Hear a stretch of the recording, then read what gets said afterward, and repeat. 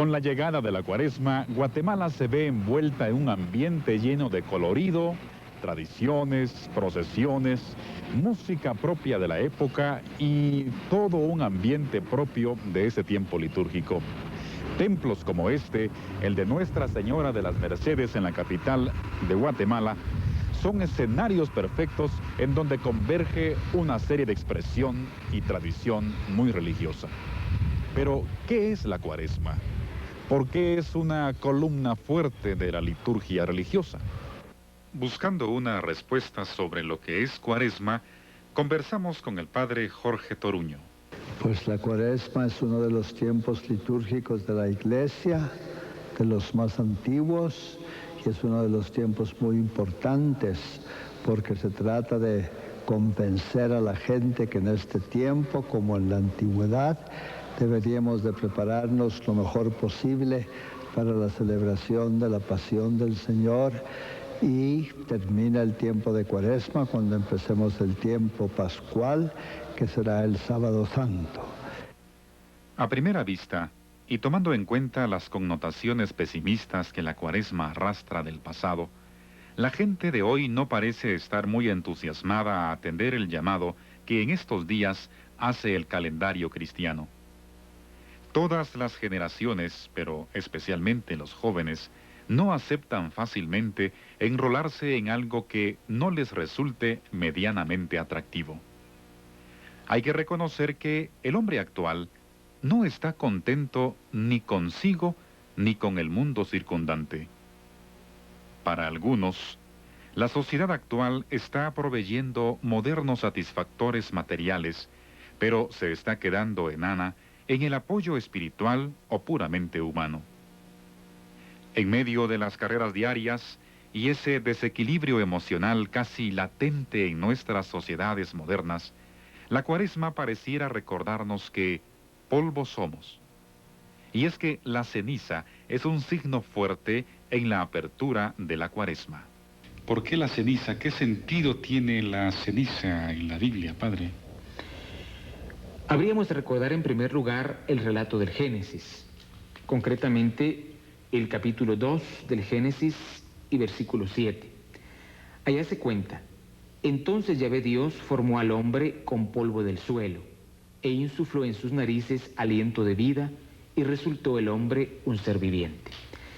La ceniza bíblicamente hace alusión a dos cosas. En primer lugar, a la fragilidad. La ceniza es lo más despreciable, por decir así en el mundo antiguo, lo que no tiene valor. Una casa quemada, un objeto quemado, reducido a cenizas, decimos inclusive. Y la ceniza también tiene sentido penitencial. Los hombres en el Antiguo Testamento, cuando querían manifestar su pena, su dolor, su situación, por así decirlo, de desventaja, entonces se cubrían de ceniza. La Iglesia nos recuerda el uso de la ceniza precisamente con estos dos sentidos, recordándonos que somos seres frágiles, que no podemos hacer continuamente un camino de autosuficiencia, de orgullo, de pecado, sino que hemos de recordar, como se dice cuando se coloca la ceniza, polvo eres y al polvo volverás. En segundo lugar, se nos recuerda el uso de la ceniza, se nos aplica inclusive como signo de penitencia. Este es el tiempo en el que, recordando nosotros lo poco que somos, prácticamente nos volvemos hacia Dios, que lo es todo en nuestra vida. ¿Y por qué este tiempo tiene una duración de 40 días? ¿Qué significado encierra este número en la historia sagrada? Tenemos prácticamente nosotros dos fuentes bíblicas, es decir, dos lugares de la Sagrada Escritura, donde se nos ayuda a comprender el número 40. Ya el número 40 en la Biblia es un número simbólico, es uno de los números más citados en la Biblia. Se habla de 40 como número perfecto, se habla también de 40 como un número que encierra en sí misma la edad del hombre. Se pensaba en el tiempo antiguo que los 40 años, eran el tiempo en que el hombre llegaba prácticamente a una edad que encerraba en sí mismo toda una generación. Las generaciones se contaban por 40 años. Pero hablando más propiamente de la Cuaresma, estas dos citas o estas dos fuentes bíblicas que le mencionaba La primera la encontramos inmediatamente en la vida de Cristo. El Evangelio de San Lucas nos cuenta en el capítulo 4, versículos del 1 al 13, que Jesús, llevado por el Espíritu Santo, estuvo 40 días en el desierto, donde era tentado por el demonio. Esa es la primera fuente. La segunda la encontramos en el libro de los Números, en el capítulo 14, versículos 33 y 34. Allá se habla de que el pueblo de Israel tuvo que estar 40 años en el desierto prácticamente para pagar el tiempo en el cual se había apartado del Señor adorando el becerro de oro hecho por Aarón. Prácticamente es importante esa segunda cita. Es una de las citas más duras que hay en la Sagrada Escritura y dice así: según el número de los días que empleasteis en explorar el país, 40 días, cargaréis 40 años con vuestros pecados, 1 año por cada día. Así sabréis lo que es apartarse de mí. En otras palabras, 40 significó el tiempo en que Israel se apartó del Señor. Jesús de Nazaret deshace el camino de Israel en el desierto. Fueron 40 años de camino, pero al mismo tiempo 40 años de rebeldía, de duda, de poner, como quien dice, al Señor en tela de juicio, en su poder y en su misericordia. Cuando Jesús estuvo 40 días en el desierto, Él tuvo las actitudes contrarias, es decir, fue el tiempo de la obediencia, el tiempo de la sumisión a la voluntad del Padre, y por lo tanto es el sentido de la Cuaresma cristiana el que se funda más en lo que Jesús hizo que en lo que hizo el pueblo de Israel. Por ahora, la ciudad nos ofrece un ambiente normal, pero pronto se verá afectada por una serie de actividades religiosas. Las procesiones son un ejemplo de ello. A estas alturas, miles de personas están prestas a participar en ellas. ¿Cuántos cargadores participan en la procesión del Jueves Santo de Jesús de Candelaria? Los cargadores que Jesús de Candelaria tiene son, y la Santísima Virgen, estamos alojando aproximadamente dentro de nuestra asociación, aproximadamente de Jesús 12,000 personas, y de la Virgen 7,500 a 8,000. Entonces casi tenemos una participación masiva de ya en un número redondo de 20,000 personas. Por aparte, el licenciado Celso Lara, del Centro de Estudios Folclóricos de la Universidad de San Carlos de Guatemala, nos explica cómo la Cuaresma modifica la rutina del guatemalteco.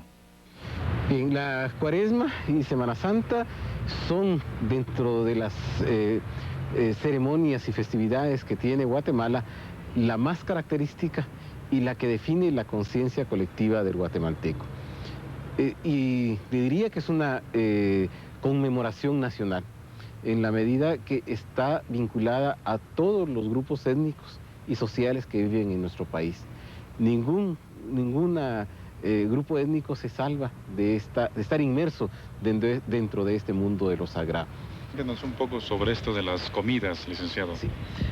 Guatemala tiene para la Semana Santa como gran ciclo formador, que es una gran variedad de comidas.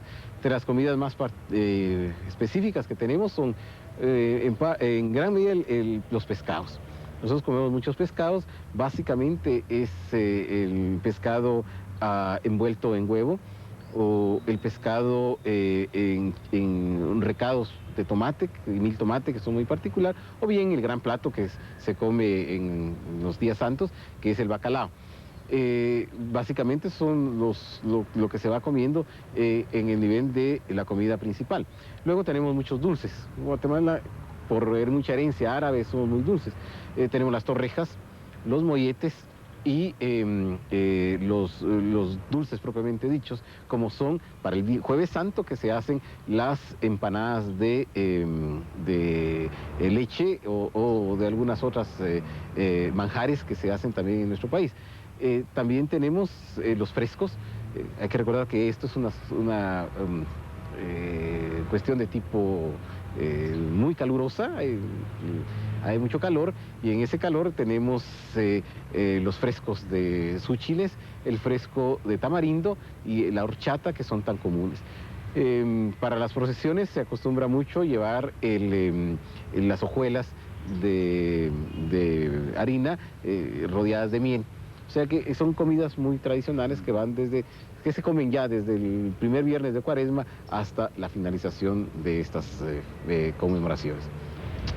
Licenciado, ¿usted cree que en este mundo tan frío, tan lleno de cosas negativas, la Cuaresma podría ser un camino para que la sociedad pueda encontrar una solución, Guatemala pueda encontrar la paz, la justicia y estos elementos tan subjetivos y tan lejanos a veces de nuestro país? Mire, indudablemente que sí. La Semana Santa, como se lo decía al principio, es un aspecto de carácter eminentemente dador de identidad cultural. Como es dador de identidad cultural, lo que está manejando es cohesión social. Por lo tanto, la Semana Santa, pase lo que pase, la podremos encontrar en el siglo XXIII, ya totalmente con una sociedad cibernética y computarizada y con todo lo que trae las nuevas tecnologías.